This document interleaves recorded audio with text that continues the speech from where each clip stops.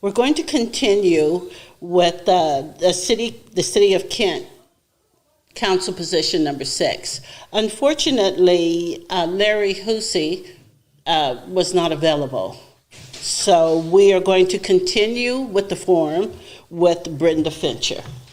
Thank you. All right, Brenda, the first question. Homelessness has been increasing since 2013 due to multiple factors, but overwhelmingly because growing rents are pushing people living in the margins into homelessness. Kent has a 13.4% poverty rate, with 46% of that being Black and Hispanic residents, compared to 10% white residents. How would you address this disparity? Well, working on homelessness is very important to me, and this is actually an issue of both homelessness and housing. Affordability is a big issue. I happen to have been one of the developers of Home, which is it's women's homeless shelter that our church operates, and I was also the manager. I still manage that. So we have the women's shelter there, so I have contact with people and hear the reasons that people are homeless, and as many people as there are, that's how many reasons there are for homelessness. So what's going to be important and most important is getting people housed, getting them off the streets, getting them into housing. Housing affordability and making sure that we have things to protect renters, such as making sure that they don't have to move out at 20 days, being able to have that extended from 20 days to 60 days when a notice is given, because oftentimes people did not have enough notice once they were given notification by their apartment that they had to move out. And so I was able to get that passed with our city council. So it's important that we look at housing affordability, that we look at having good jobs here, that we have things such as various types of housing. I support upzoning so that we can have various housing types such as duplexes, triplexes. Also, the entrance to getting people housed, things like tiny houses. That is a way that we can give people safety. We can have them off the street, out of the doorways. We can have it so that people are actually being able to uplift themselves, have the stability to get back on their feet and become their best selves. So those are some of the things that I would do, working on that now. Thank you. The next question. One of the great distinctions of Kent is its diversity. However, has increasing population growth and immigrant settlement in Kent further strained our educational system and social service organizations? In your opinion, does the state of Washington and the federal government provide the necessary financial resources to properly meet the needs of these newcomers to our city? What can the city council do to improve or help resettlement in Kent? Thank you. One thing we can do, and that we are doing, is we have put some funding, some of our ARPA funding toward that, but ARPA funding is temporary. So we actually need to advocate with our leaders here in the state, our leaders at the national level to get more funding. There's a lot of cost with resettlement that people may not think of. You have people coming here with nothing, people who don't speak English, people who need jobs, people who need driver's licenses. You know, they have to afford an apartment that may cost them $1,000 or more a month. That's just starting off, the $1,000. You know, if you can find a place at that rate, a one-bedroom now, and if you have a family of 5 or 7, that's going to really be hard on the family, and oftentimes not permitted to live in a one-bedroom. So there are a lot of costs that are not considered, along with the everyday costs that we all have, as in transportation, as in food, as in utilities. So we need more support from the government, from the state level, and we can advocate for that. So yes, we are doing some things like putting out the ARPA funds through our through our human services department, which is definitely needed. But that's going to be a drop in the bucket if we keep getting the tidal wave of people who we are expecting. Thank you. You're welcome. The next question. How do you envision community policing, and how does that fit with the need for police reform and accountability to the community of Kent? Thank you. So for me, I can see that we need to have police officers who know their community. So community policing to me means that they do know their community. They know the people. We often have police officers who live elsewhere. They don't know the people in Kent. And Kent is a much more diverse place than a lot of places that people live. And so many of the officers are not familiar with a lot of the populations that they're going to be policing, which means that we need special training here that they may not need in another place. I was one of the people who helped get the bias training here for every police officer that we have.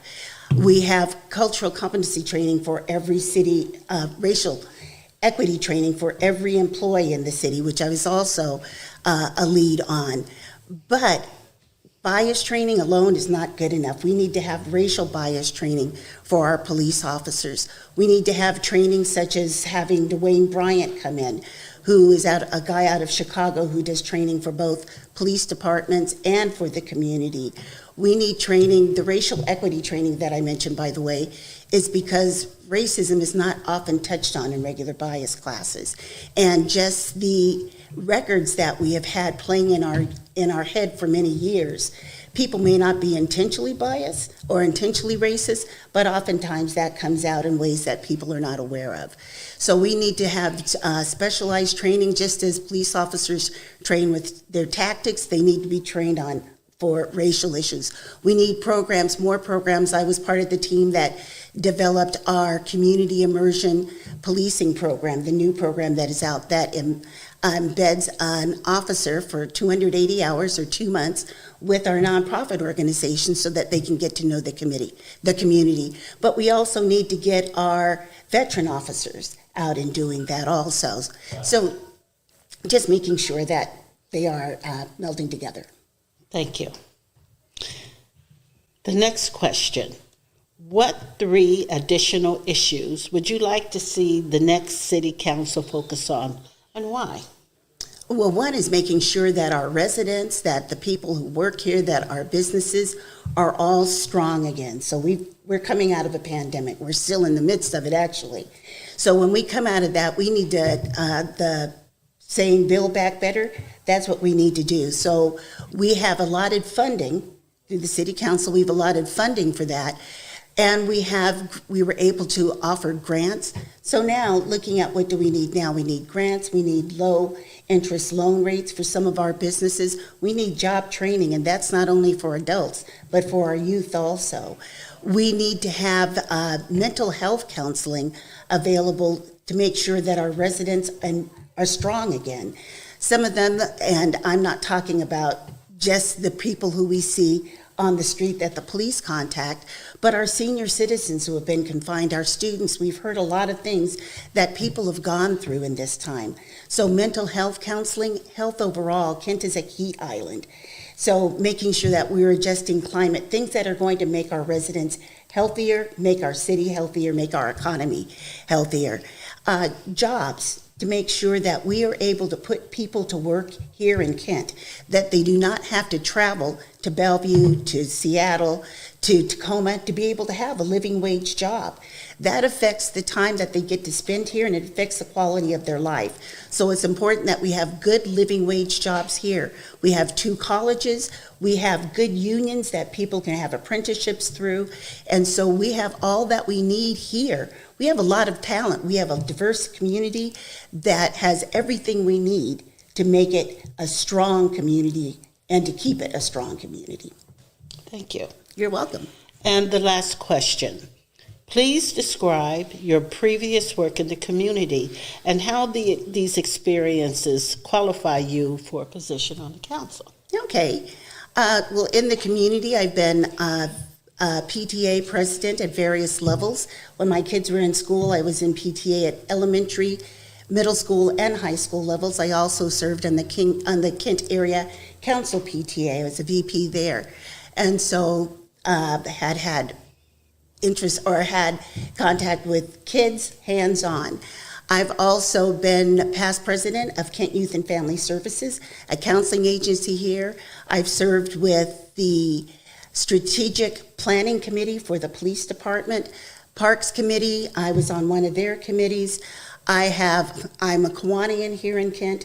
I'm on the board of Look, Listen, Learn, which does social and emotional work to help build young kids to make them ready for school, ready to learn, especially BIPOC children. So I've done a lot. I sing in the choir in my church.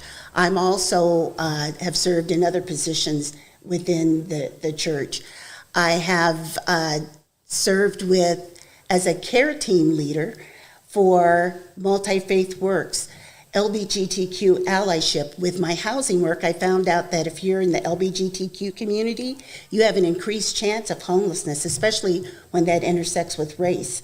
And so helping make sure that the laws and that housing is available for people of all of Kent, not just some. So quite a bit. I could go on and list some other things also, but I'll stop there. Thank you very much. You're welcome. That completes our questions for this evening. So if you would please give your 90-second closing statement. Okay. So for me, we are stronger together is more than just words. From day one, I have worked to make sure that we as a community are uplifting everyone in the community, whether you're BIPOC, whether you're disabled, whether you're an immigrant, whether you are low income, it doesn't matter. We are all part of this community. We all make this community stronger together. And so I want to make sure that Kent is the best Kent we can be. I want to make sure that people here are able to thrive. I want to make sure that everyone has all they need and are able to take advantage of a city that has offered me so much. When you live here, when you work here, when you're a business owner here, that means that you are helping support the city. You're helping in the taxes you pay, when you put gas in your car, when you pay your utility bill, when you buy something in the store. In turn, you should be able to reap the benefits of the strong community that Kent is. And so I want to continue uplifting all voices, especially those who are not heard of, those from the BIPOC community, those from the immigrant community, those who you don't see at the various events and opportunities. Thank you very much. Thank you.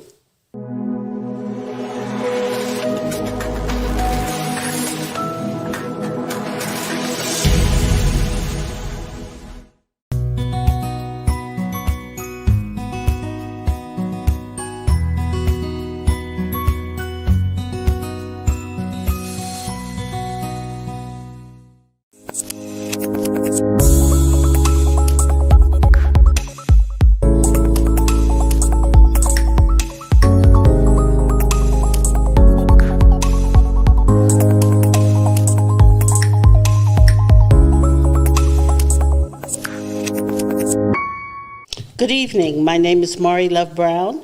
I am the moderator of the forum today, and my background is that I am a member of Kent's Black Action Commission, better known as KBAC, and have been a moderator for KBAC's political events since 2017.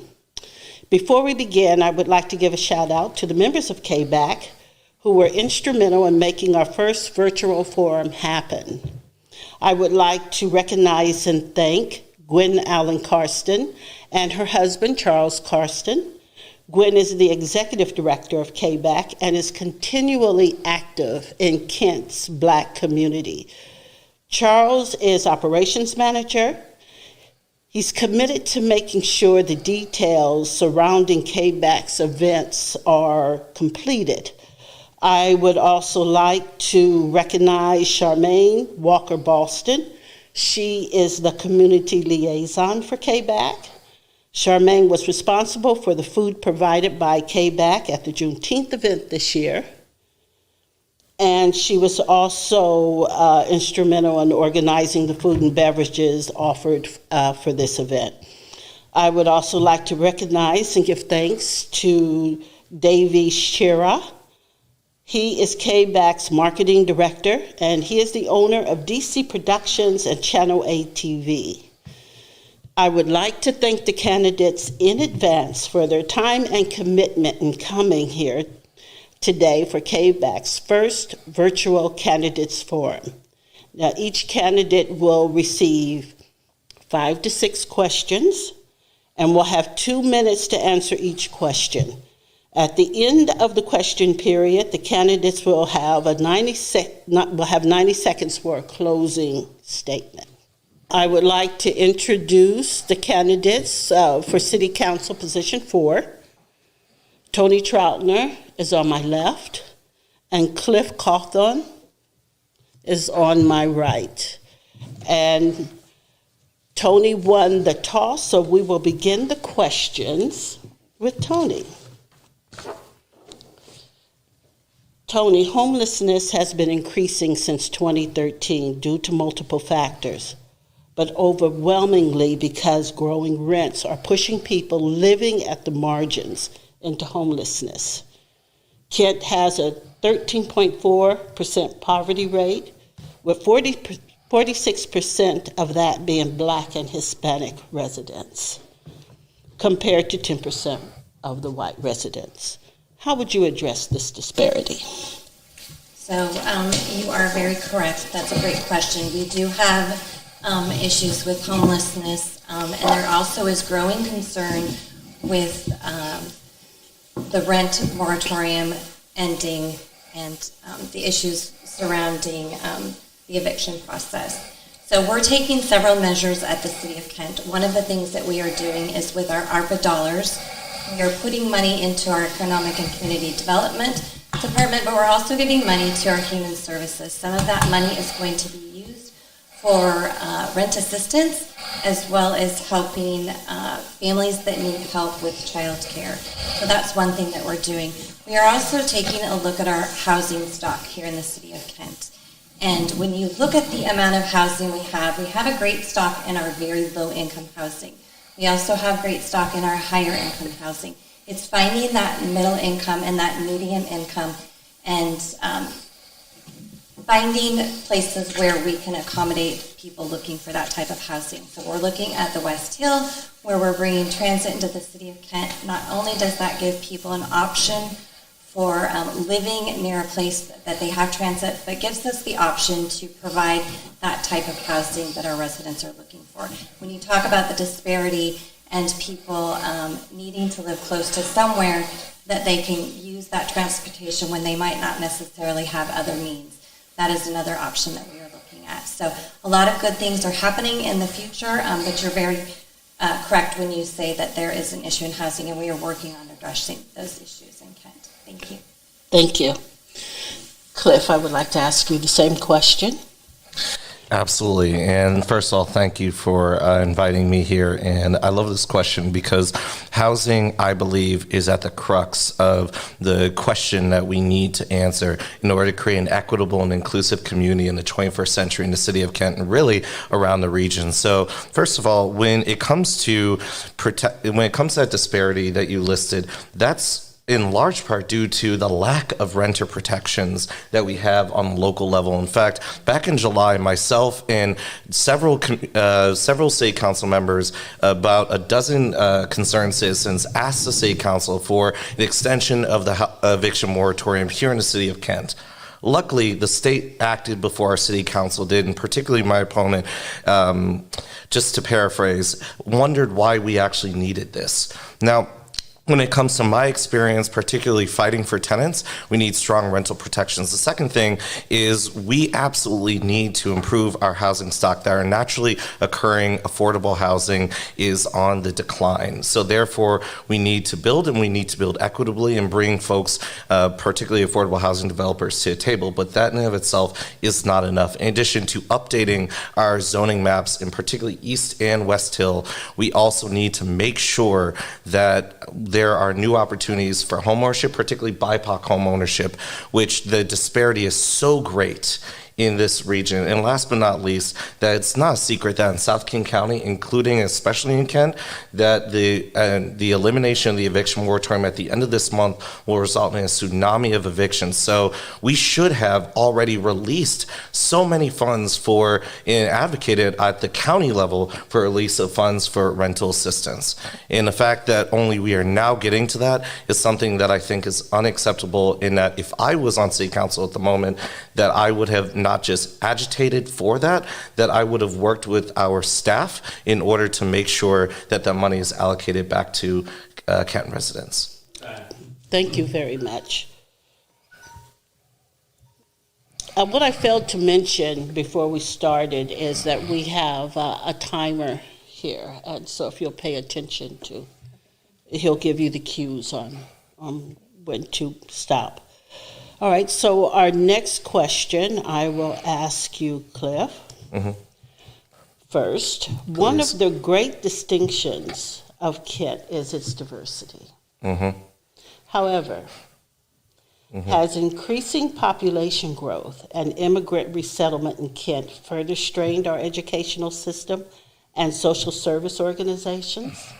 In your opinion, does the state of Washington and the federal government provide necessary financial resources to properly meet the needs of these newcomers to our city? And what can City Council do to improve or help resettlement in Kent? Again, an excellent question. So to be very direct, that the state and the federal government need to do more. That right now in COVID relief funds, that there is a good amount that will be allocated to race and equity. However, when it comes to the amount of funds that are allocated to public safety, right now in the budget is well over 40%, that we can instead be reinvesting that and making sure that we have housing solutions for people, that we are able to connect people with good paying jobs and reinvest that into our community. And that, as someone who is both an educator at Bellevue College, I teach political science, and someone that comes from a community in which immigrants have resettled in, whose parents-in-law are immigrants, that is what we need in order to become a really inclusive city, that actual investments at the grassroots level in order to make sure we're inclusive. But more importantly, I do want to shout out a number of our community organizations like Mother Africa, as well as other organizations and other efforts at both the municipal level and also especially at the community level, that have been doing the work that I believe that the city should be weighing far more into, and I would look forward to joining my colleagues in order to be able to push that effort. So thank you. Thank you very much. And Tony, I will reread the question. One of the great distinctions of Kent is its diversity. However, has increasing population growth and immigrant resettlement in Kent further strained our educational system and social service organizations? In your opinion, Does the state of Washington and the federal government provide the necessary financial resources to properly meet the needs of these newcomers to our city? And what can the city council do to improve or help resettlement in Kent? So the first part of that question is the state doing enough? I think the state can always do more to help provide those services for residents that are coming to call the state of Washington home. When you look at the city of Kent itself and you think of all the Afghan refugees that are coming into our community, a majority of those people are actually being brought into Kent.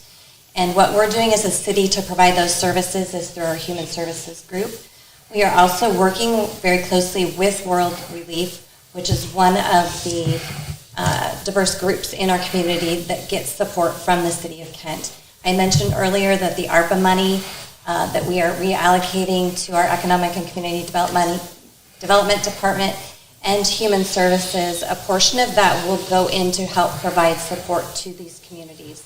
Something else that we're doing is getting out into our community and being more transparent. So we've got our police officers and our new hires going out through our community emergent program to work in those communities.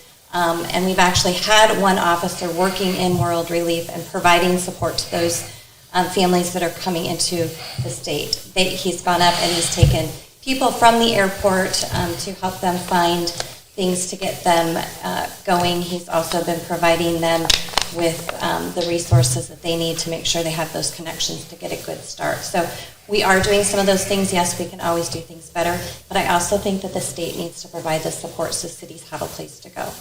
Thank you. Thank you very much. And the next question, Tony, I'll start with you. In 2012, Initiative 502 was approved to legalize cannabis statewide. The initiative had majority approval in Kent. In 2016, a moratorium was imposed by the city on both medical and recreational cannabis to ban sales. A lot has changed since the last city action.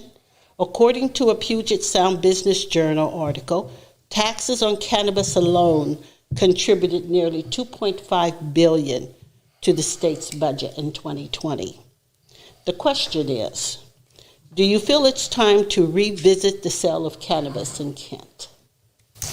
So this was a very popular question 4 years ago as well. Mm-hmm. And yes, you're correct. A lot of money is coming back to the state as far as taxes, but until they change the tax structure and some of that money can come back to the city of Kent, that makes it a really difficult conversation for me to have. One of the things that we've talked about with my colleagues is considering manufacturing. That would give us a better tax opportunity to have monies come back into Kent, and I would be willing to have that conversation with my colleagues and look at that option. But as far as allowing retail shops, until that tax structure can change and that money comes back to the city of Kent, that does not benefit our city as much as obviously it benefits the state. I am also the chair of the Kent Drug-Free Coalition, where we serve families and mostly students in the public school system. And as a member of that, I find it really hard to be able to support that type of recreational use when it's available to our kids. So that's something that I have also stood behind. Thank you. Thank you. Cliff. Yes, thank you. So, ma'am, according to a CPA that's employed by the city, that in terms of B&O tax revenue, that if we legalize marijuana shops, it would make $49,000 per year, and the sales tax would be $420,000 plus per year. So I don't think it's realistic nor responsible to have this moratorium in place anymore. So there's a lot I want to say about this, because in addition to be anti-mass incarceration, I am pro-opportunity. And what I see here is a growth industry that right now is over 95% white. in the state of Washington, 95% white, despite the fact that when I was a kid, that I saw people that looked like me, I saw people that were brown, I saw people that were poor and white, I saw people who were Asian being carted away and simply for having a plant and not having any other opportunities. So this is a great opportunity for us to actually lead on building industries of tomorrow, not just in manufacturing, but in sales. That part of my position is that in addition to legalizing marijuana shops in Kent, that what we should do is we should incentivize those businesses to provide people who have been affected by the drug war. So I'm talking about people with felonies, people with misdemeanors dating back to the year 2000 with a 10% stake in those shops, so they can build equity, so they can buy homes, so they can reinvest in the community and actually create businesses to further employ people instead of simply increasing recidivism. But more importantly, all I want to say is that the rhetoric of the drug war, let us recognize how ugly and how disgusting it was and how racist it was and how keeping that legacy alive does not match up with the values and diversity of the Kent that we know and that we live in, that we love in 2021. Thank you. Cliff, the next question, I'll start with you. How do you envision community policing, and how does that fit with the need for police reform and accountability to the community of Kent? Thank you, and I am very happy to answer that question because the city of Kent, we need oversight. We need police oversight. We need a community policing commission, right, to replace the current task force that we have now that I think does not have enough tools, despite the wishes and the, quite frankly, a frustration of so many community members that I have canvassed over the past several months. And that I envision community policing in which, instead of having recently paid out $4.4 million in the wrongful death of one of our young people, and then on top of that, saying that we hold no liability, that we make ourselves accountable to the community, that we explore anti-racist training to build on some of the work that leaders in this community have already done in making sure that city council members as well as city staff have gotten diversity training and racial equity training. I would also make sure that our police get anti-racist training in that we balance accountability with also a co-responder model that myself, that Ms. Dawn Bennett, that Ms. Dana Ralph also support, in that we make sure that we allow our police officers to police instead of having to do several other things and to underfund those essential services in mental health and wellness that we need for our community, that we need to prioritize right now. In short, that's how I envision police accountability as well as with public safety for the community where we are all safe. Thank you. Thank you. Tony, I'd like to ask you the same question. How do you envision community policing, and how does that fit with the need for police reform and accountability to the community of Kent? Community policing is being transparent and being engaged in our community. And one of the things that I supported when I was chair of public safety was the implementation of body-worn cameras. Not only did that build that trust within our community, but it also created that transparency. I mentioned earlier the Community Emergence Program, which all of our new hires will spend 2 months meeting with nonprofits and community groups to build that trust and transparency and learn about those different groups within our community. I would love to see KBAC become one of those partners. We're actually looking for groups that are interested in participating in this program, and there's an application process for that. The other thing is we have a race and equity commander with Commander Hollis. He is working with other cities, including Auburn and Federal Way, and they have a diversion and equity inclusion program, and they are working together as a region to find out what is working in other cities, what is not working, and what we can bring back to our own community. So there's a lot of things that can be put into place here, but I think it's just building that trust, engaging in the community, building those relationships, and being out there. There was the talk of mental health providers. That is something that we made a decision early on in the year, was to have those available to our police department. We voted to have 2 of our own mental health providers available to the police. We also have a pilot program that we are currently working with Federal Way, Auburn, and Des Moines, where we share that type of provider. But this will give us the ability to provide those services to our community that is really in need. Thank you. Thank you very much. Tony, the next question, I'll start with you.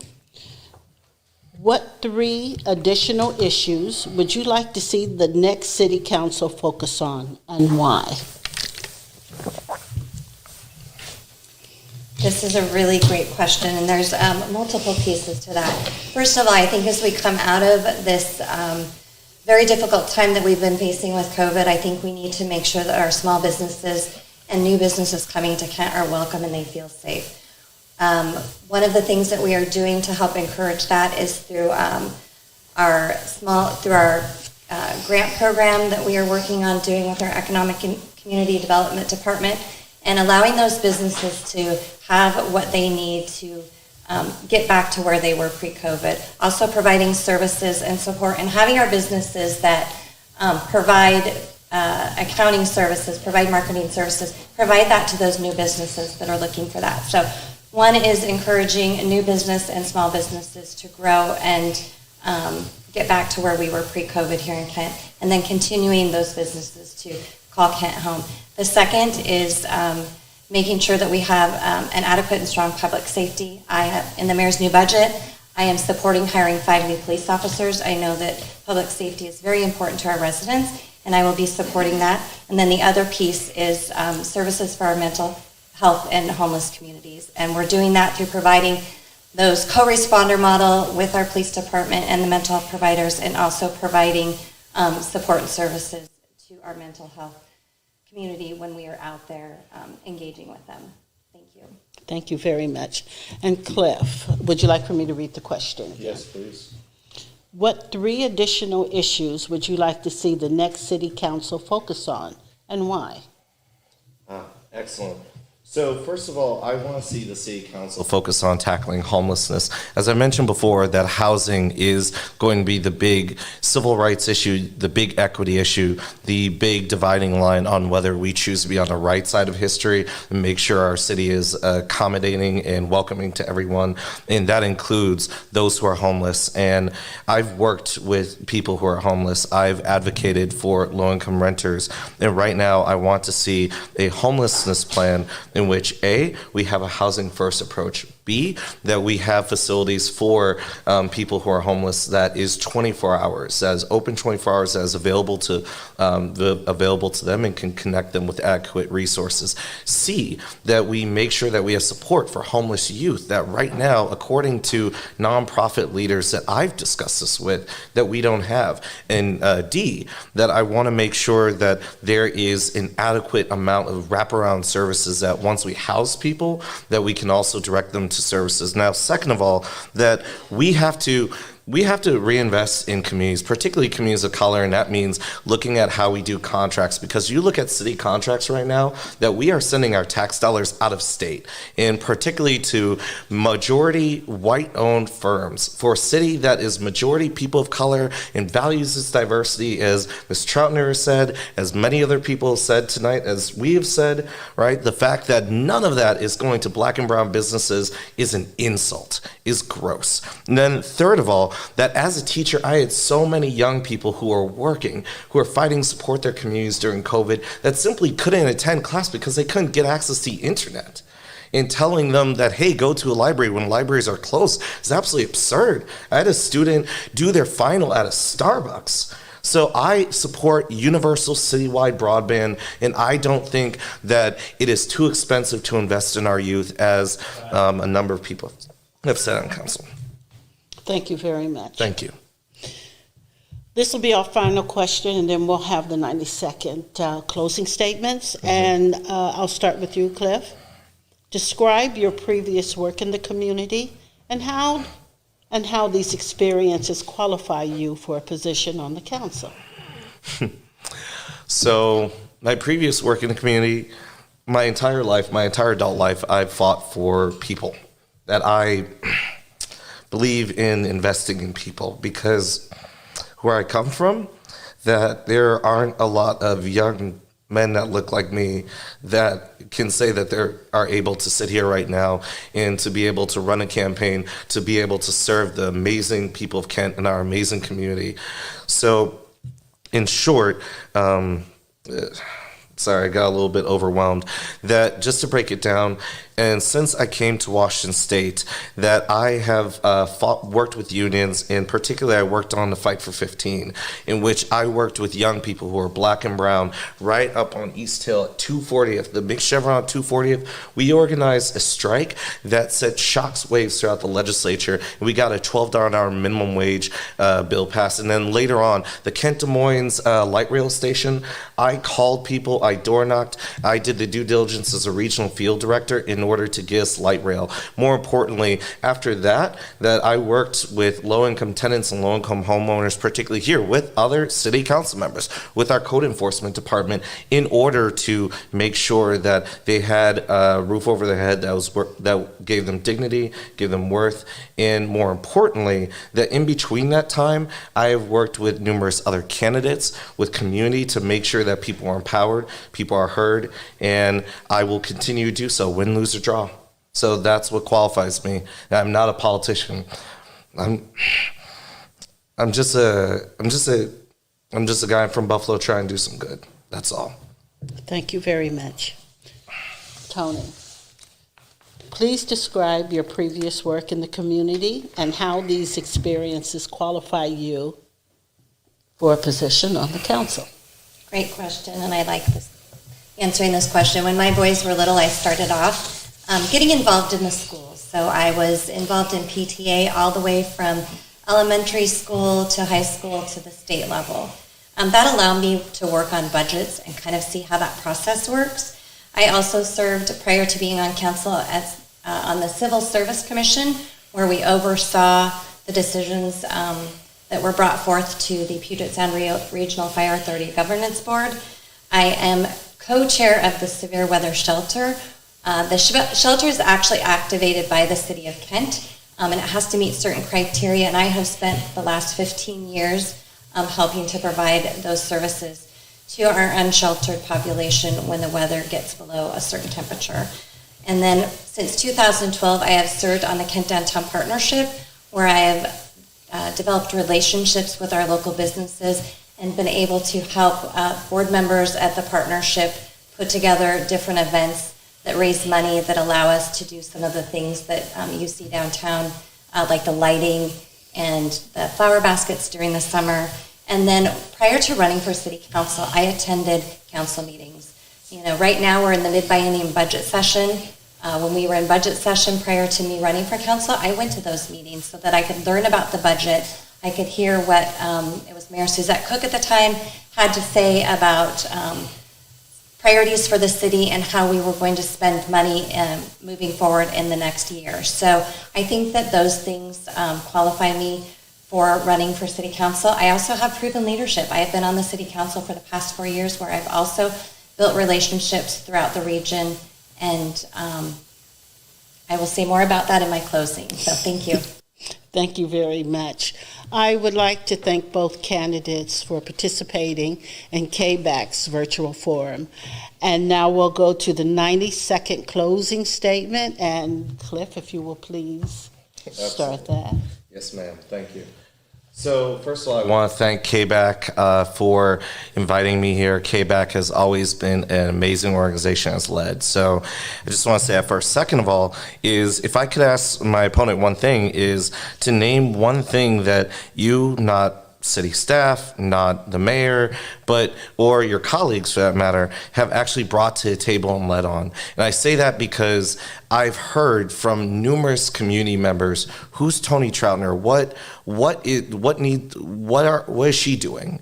And I felt the same way last year when I was watching city council meetings, going to and working with other city council members to try to address the eviction crisis that we had. So in short, that I sit at numerous policy tables as a coalition strategy manager with Sightline Institute, as well as a political science teacher at Bellevue College. And really for the last decade, I've been sitting at policy tables. So I have the kind of experience, the kind of connections with regional leaders, many of whom have endorsed me, as well as from Governor Gary Locke, Councilmember Adam Smith, so on and so forth, as well as two Kent State council members, Molly Larimer and Sotwinder Carr, for his position, because they know that with my leadership, I'll bring bold and innovative and change-making ideas to the seat in order to make sure that all of us feel welcome, all of us feel heard, and that this is truly an inclusive and equitable Kent. Thank you.